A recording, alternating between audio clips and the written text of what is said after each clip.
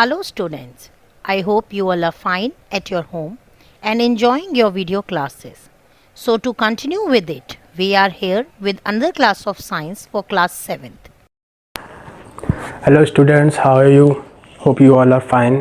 Myself GK Sharma, and as you know we are going to study here a topic of class 7, that is nutrition in plant. It will be chapter 1 in your NCERT book. Chapter number may be vary from book to book, but the topic will be same. Okay, so we are going to learn nutrition in plant. We all know plants are living things like us. As we need a nutrition food to survive, plants also need.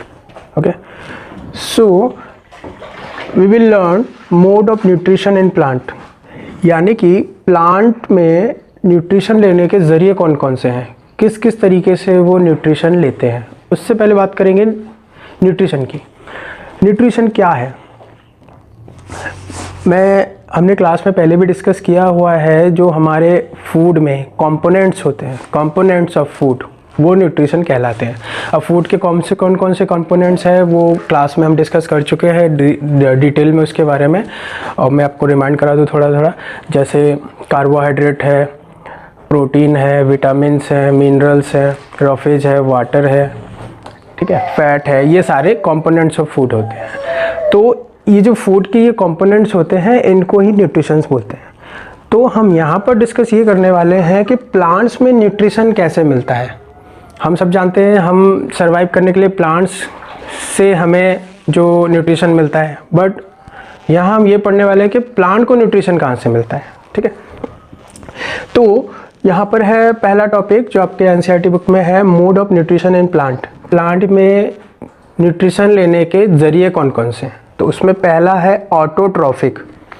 अब इसकी meaning समझेंगे पहले. Auto का मतलब होता है अपने आप चलने वाला. अपने ऑटो देखा है, ऑटो रिक्शा. पहले के ज़माने में रिक्शा हुआ करते थे जो पैडल मार के खींचते हैं. अब वो नहीं है, उसकी जगह ले ली है इंजन वाली गाड़ी ने जो अपने आप चलती है. वो भी रिक्शा है, 3 पहिए पे चलती है, तो इसलिए हम उसको ऑटो रिक्शा बोलते हैं. यानी बैक टू द पॉइंट, हम ऑटो का मीनिंग ये समझते हैं जो अपने आप होने वाला कोई चीज़. ठीक है, ऑटोट्रॉफिक न्यूट्रिशन यानी ऐसा न्यूट्रिशन जो अपने आप हो. तो प्लांट का ऐसा मोड न्यूट्रिशन का जो प्लांट अपने आप उस न्यूट्रिशन को ले, अपने आप. ठीक है, तो ये प्लांट अपने आप अपना फूड बनाते हैं, अपना फूड अपने आप जनरेट करते हैं, उसको हम ऑटोट्रॉफिक न्यूट्रिशन बोलते हैं. जैसे ग्रीन प्लांट्स जो होते हैं, हमारे आसपास जितने भी प्लांट्स होते हैं वो ग्रीन होते हैं मोस्ट ऑफली. ठीक है, उन ग्रीन प्लांट्स में जो उनकी लीव्स होते हैं उनमें ये रिएक्शन होती है. ठीक है, उसको समझने से पहले मैं आपको प्लांट्स बता देता हूँ. जो अभी मेरे पास एक प्लांट है. ठीक है, and I'm going to reap this plant. ये फ्लावर प्लांट है शायद. तो देखिए, इस प्लांट में मैं आपको फ्लावर के प्लांट्स के पार्ट्स बता देता हूँ आपको. ये जो सबसे नीचे का पार्ट है, हमने अपनी जूनियर क्लासेस में ये सीख चुके हैं पहले भी. सबसे नीचे का पार्ट है ये रूट है, और ये जो बीच में जो पार्ट है ये वाला, तो रूट से लेके टॉप ऑफ द प्लांट तक जा रहा है, वो है ट्रंक. ठीक है, और ये लीव्स हैं. ठीक है, और यहाँ फ्लावर आएंगे. ठीक है, तो ये प्लांट्स हैं, प्लांट के पार्ट्स हैं. अब ऑटोट्रॉफिक न्यूट्रिशन में क्या होता है, ये जो ग्रीन प्लांट्स हैं ये अपना फूड, ये जो अपना फूड बनाते हैं उसको हम कहते हैं कार्बोहाइड्रेट या ग्लूकोज या स्टार्च. ये तीनों एक दूसरे के ही पर्याय हैं. ठीक है, तो ये अपना फूड खुद बनाते हैं. वो कैसे बनाते हैं, देखिए, क्लोरोफिल, उसमें एक प्रोसेस होती है जिसको हम फोटोसिंथेसिस बोलते हैं. फोटो मतलब लाइट, प्रकाश. सिंथेसिस मतलब उसको इकट्ठा करना या जमा करना और उस पर प्रोसेस करना. तो लाइट की जो रेज आती है सन से, उनको सिंथेसिस करके जो स्टार्च बनाते हैं, इसको हम बोलते हैं फोटोसिंथेसिस, जो प्लांट्स करते हैं. अब वो कैसे करते हैं, देखो, इसमें क्लोरोफिल, ये जो इनके हरे हरे पत्तियां देख रहे हैं आप, इन पत्तियों में जो इनका ग्रीन पिगमेंट मतलब कलर, इनकी जो ग्रीन कलर है वो इन क्लोरोफिल के कारण होता है. इस क्लोरोफिल के कारण इसका कलर जो है ग्रीन है. ठीक है, तो ये क्लोरोफिल है, ये भी एक महत्वपूर्ण भूमिका इसमें प्रदान करता है. क्लोरोफिल और सनलाइट, ये प्रोसेस जो है सनलाइट में ही हो सकती है, आप ध्यान रखिएगा। Sunlight plus CO2। अब CO2 की बात करते हैं। CO2 हम जानते हैं क्या है CO2, कमेंट सेक्शन में लिख के बताइएगा CO2 का फुल फॉर्म। ठीक है, अब हम बात करेंगे, यहाँ पर मैंने लीफ का एक डायग्राम ड्रॉ किया है और उसमें लिखा है स्टोमाटा। अब ये स्टोमाटा क्या है, देखिए आप यहाँ पर देख पाएंगे, ये जो पत्ता है ग्रीन कलर का, इसको अगर माइक्रोस्कोप के अंदर देखेंगे तो यहाँ पर पोर्स दिखाई देंगे। ठीक है, वो पोर्स होते हैं छेद, ये प्लांट्स के रोम छिद्र होते हैं और इनका हम कह सकते हैं इनकी नोज़ होती हैं। इनसे क्या करते हैं, वो जो हमारे एटमॉस्फेयर में कार्बन डाइऑक्साइड है, उस कार्बन डाइऑक्साइड को एटमॉस्फेयर से अपने अंदर इनहेल कर लेते हैं। और इन स्टोमाटा और पोर्स का एक और काम होता है कि जो एक्सेसिव वाटर होता है उसको एटमॉस्फेयर में वो रिलीज़ करते हैं। ठीक है, वो दूसरा टॉपिक है, बाद में पढ़ेंगे उसको। अभी हम फोटोसिंथेसिस पढ़ रहे हैं। तो फोटोसिंथेसिस में जो प्लांट्स है क्लोरोफिल और सनलाइट की हेल्प से कार्बन डाइऑक्साइड एटमॉस्फेयर से लेकर पोर्स से एब्जॉर्ब करती हैं। ठीक है, और वाटर, अब वाटर इसको कहाँ से मिलेगा, देखो ये प्लांट्स है, ये जो रूट्स हैं, ये रूट्स तो ज़मीन के अंदर रहती हैं और हम जानते हैं प्लांट्स को हमें अगर ग्रो करना है उनको वाटर करना पड़ता है रोज। तो वाटर वो सॉइल से एब्जॉर्ब करके रूट से इसके प्लांट्स के वेरियस पार्ट्स तक पहुँचाता है। तो ये सारी चीज़ें इसको मिल जाती है, चारों चीज़ें। क्लोरोफिल इसमें मौजूद होता है, सनलाइट हमें सूर्य से मिलता है, CO2 एटमॉस्फेयर से मिलेगा और वाटर इसके रूट से मिलेगा।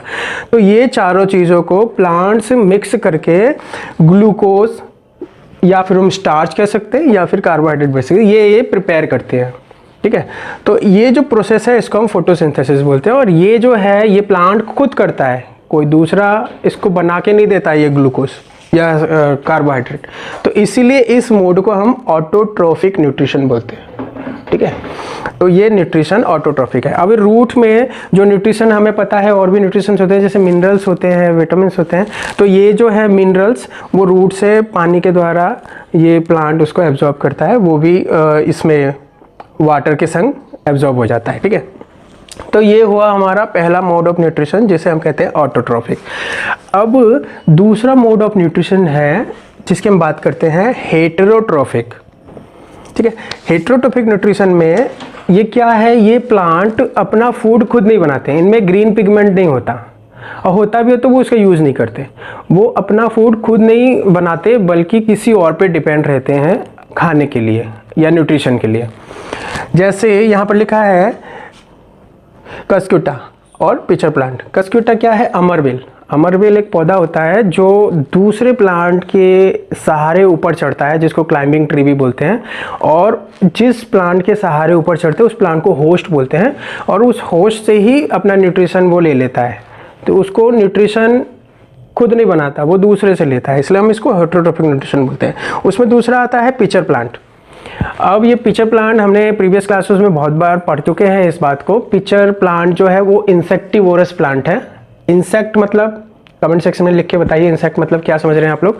तो इंसेक्टिवोरस, तो ये क्या प्लांट क्या करता है, इसमें एक इनकी पत्तियों में ऐसे बने हुए वो रहते हैं लीव्स, जैसे ही कोई कीड़ा उसके आसपास आता है तो उसको वो ट्रैप कर लेता है और उसको एब्जॉर्ब कर लेता है, उससे वो न्यूट्रिशन लेते हैं, वो सॉइल से न्यूट्रिशन ले लेते हैं। ठीक है, तो ये पीछे प्लांट इंसेक्टिवोरस वाले प्लांट क्या करते हैं, दूसरे इंसेक्ट को कंज्यूम करके और उसको अपने अंदर डाइजेस्ट करके, उसमें डाइजेस्टिव एंजाइम्स होते हैं उस प्लांट में, उसका स्ट्रक्चर फिजियोलॉजी अलग होता है, तो वो उस प्लांट को उस कीड़े से अपना न्यूट्रिशन प्राप्त करते हैं। तो ये हो गया हेटेरोट्रोफिक न्यूट्रिशन। ठीक है, उसके बाद थर्ड है सेप्रोट्रोफिक।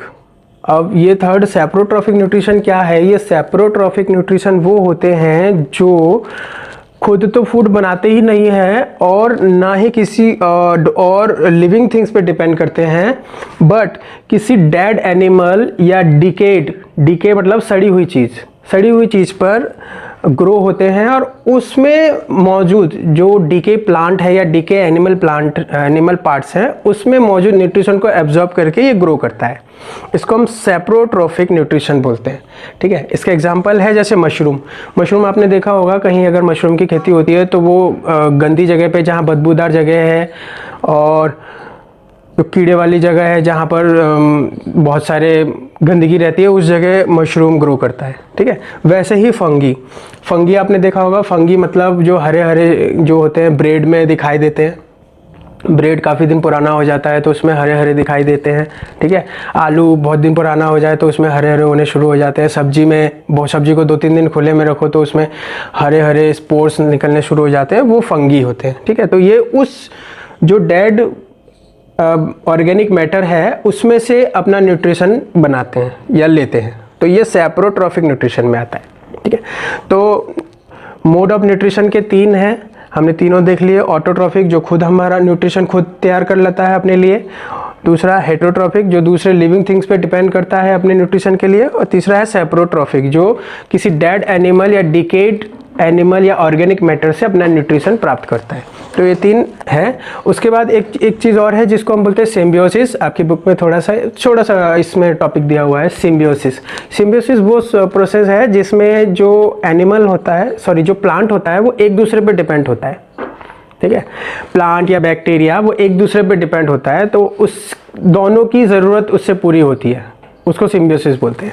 जैसे जो दाल के जो प्लांट होते हैं उनके रूट में राइबोसोम बैक्टीरिया होता है, उससे क्या होता है, बैक्टीरिया क्या करता है, प्रोटीन का सिंथेसिस करता है उनके रूट्स में, और जो दाल के रूट्स होते हैं वो क्या करते हैं, वो उसको प्रॉपर न्यूट्रिशन देते हैं। तो दोनों का काम चलता है, तो उसको सिम्बियोसिस बोलते हैं। ठीक है, तो ये 3 मोड ऑफ न्यूट्रिशन हमने देख लिया। अब हम ये सारी चीज़ें हमने देख ली।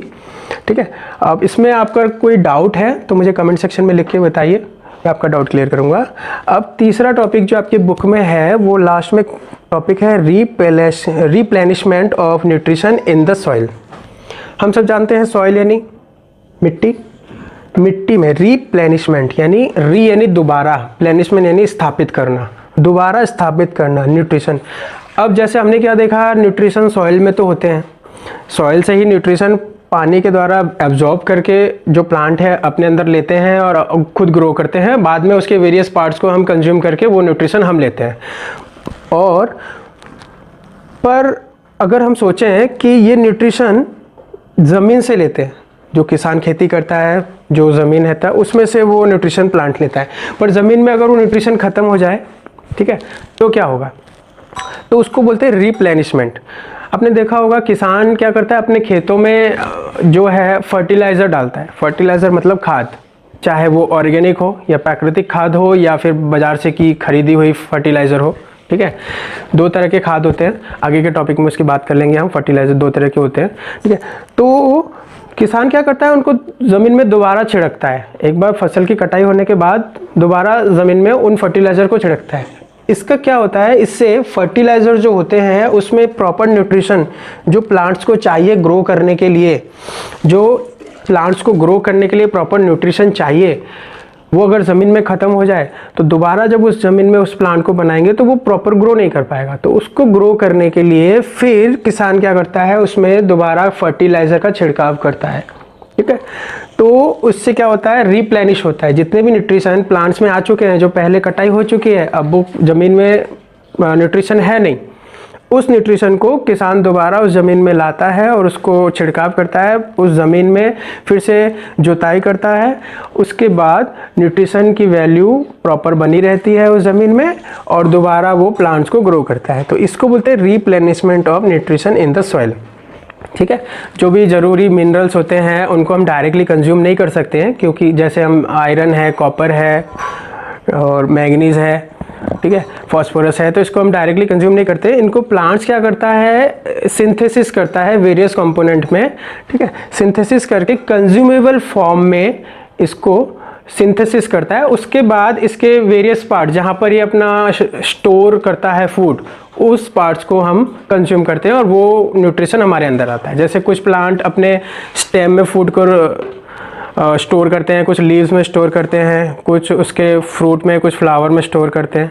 तो अलग अलग स्टोर करने की अलग अलग कैपेसिटी होती है अलग अलग प्लांट की, तो वो वाला पार्ट हम कंज्यूम करते हैं और इस तरीके से हमारे अंदर न्यूट्रिशन आता है। ठीक है, नेक्स्ट टॉपिक में हम देखेंगे कि न्यूट्रिशन एनिमल में कैसे आता है। अभी हमने प्लांट्स में न्यूट्रिशन कैसे आता है वो सारा चीज़ हमने देख लिया। ठीक है, इसमें जो भी डाउट है आप मेरे को कमेंट सेक्शन में लिख के बताएंगे, और समझ में आया तो भी लिखेंगे, नहीं समझ में आया तो भी लिखेंगे।